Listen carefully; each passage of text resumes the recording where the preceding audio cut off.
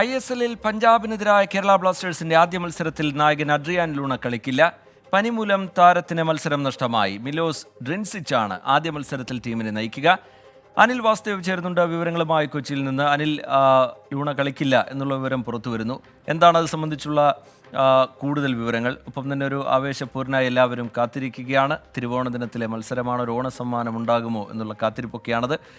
എത്രത്തോളം ആവേശമുണ്ട് സ്റ്റേഡിയത്തിൽ? കാണാൻ കഴിയുന്ന കാഴ്ചകൾ എങ്ങനെ, അനിൽ വാസുദേവ്?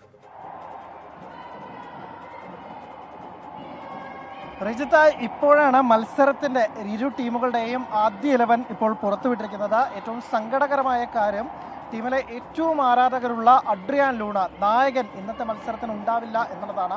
കഴിഞ്ഞ 2 ദിവസം തന്നെ ഇതിനെക്കുറിച്ച് ചില സൂചനകളൊക്കെ തന്നെ ലഭിച്ചിരുന്നു. താരം കഴിഞ്ഞ ദിവസം തന്നെ ടീം പ്രാക്ടീസിനൊന്നും തന്നെ ഉണ്ടായിരുന്നില്ല. അതുകൊണ്ട് തന്നെ അന്ന് തന്നെ ഉറപ്പിച്ചതാണ് ഒരുപക്ഷെ താരം ഉണ്ടാവില്ല എന്ന കാര്യത്തിൽ ഏറെക്കുറെ അത്തരം വിവരങ്ങൾ ഉണ്ടായിരുന്നു. എന്തായാലും ഇപ്പോൾ അത് ഔദ്യോഗികമായി പ്രഖ്യാപിച്ചിരിക്കുകയാണ്. നായകൻ അഡ്രിയാൻ ലൂണ ആദ്യ മത്സരത്തിൽ കളിക്കുന്നില്ല. പകരം ഡിഫൻഡർ മിലോസ് ഡ്രിൻസിച്ചാണ് ടീമിനെ നയിക്കുക. എന്നാലും കേരള ബ്ലാസ്റ്റേഴ്സിന് മികച്ച താരങ്ങളെ അണിനിരത്തി തന്നെയാണ് ആദ്യ ലെവലിലുള്ളത്. നോഹ സദോയ്, പ്രത്യേകിച്ച് ഡ്യൂറൻ കപ്പിലെ ടോപ്പ് സ്കോററായി ഒക്കെ മാറിയ നോഹ സദോയ്, ഇത്തവണ ഗോവയിൽ നിന്ന് എത്തിച്ച നോഹ സദോയ് ആദ്യ മത്സരത്തിൽ കേരള ബ്ലാസ്റ്റേഴ്സിന്റെ ആദ്യ ലെവലിൽ തന്നെ ഇറങ്ങും. ഒപ്പം തന്നെ അദ്ദേഹത്തിന് കൂട്ടായി ക്വാമി പെപ്രയും മലയാളി താരം KP രാഹുലുമുണ്ട്.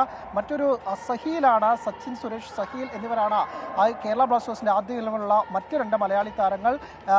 പഞ്ചാബിന്റെ നിരയിലേക്ക് വരുമ്പോൾ അവിടെയും ഒരു മലയാളി താരമുണ്ട്. കേരള ബ്ലാസ്റ്റേഴ്സിനായി കഴിഞ്ഞ സീസണിലൊക്കെ കളിച്ചിരുന്ന നിഹാൽ സുധീഷ് ഇത്തവണ ലോൺ അടിസ്ഥാനത്തിൽ പഞ്ചാബിൽ കളിക്കുകയാണ്. നിഹാൽ അവരുടെ ഫോർവേഡായി ആദ്യ ലെവലിൽ കളിക്കിരിക്കുന്നു. മത്സരം തുടങ്ങാൻ ഇനി ഏതാനും മിനിറ്റുകൾ മാത്രമാണ് ബാക്കിയുള്ളത്. 7:30-ക്കാണ് മത്സരത്തിന്റെ കിക്ക് ഓഫ്.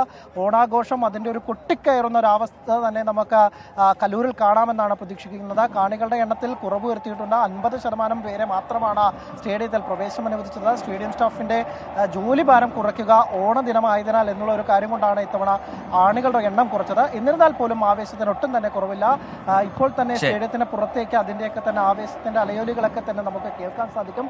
ഇനി മത്സരത്തിൽ കളത്തിലുള്ള വമ്പൻ പോരാട്ടത്തിനായാണ് നമ്മളെല്ലാവരും കാത്തിരിക്കുന്നത്. TK, റീജിത്ത്. ശരി, അനിൽ വാസുദേവ് വിവരങ്ങൾ നൽകുകയായിരുന്നു കലൂരിൽ നിന്ന്.